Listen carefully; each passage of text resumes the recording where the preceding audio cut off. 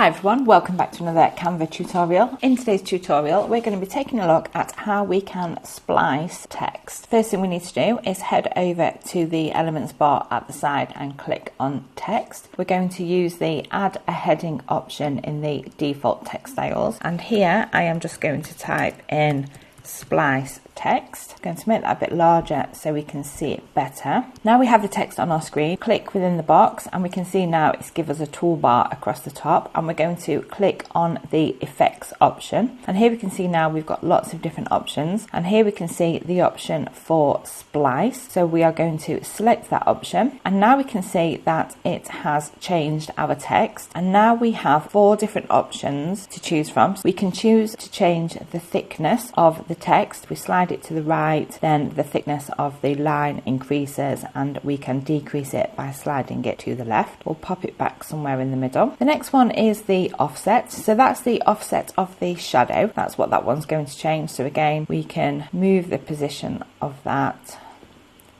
and then if we slide it the other way, it makes it almost back in line. The next one is for the direction. So that's the direction that the shadow is going to go. If we slide it over to the left, it kind of changes it more to the right. And if we slide it to the right, it kind of changes it more towards the left. So that's a good way of finding whichever position you want the shadow to go in. And the final option is we can change the color. So if you click on the color circle, you can change the color of the splice to be any color you like. If there's no default colours that you see there, then you can go to the colour wheel and you can simply select a colour of your choice. This is a very simple way that you can splice text inside of Canva. If you are enjoying my tutorials and you would like to try out Canva Pro for free, then please click on the link in the description. Thank you very much for watching, and I will see you again soon.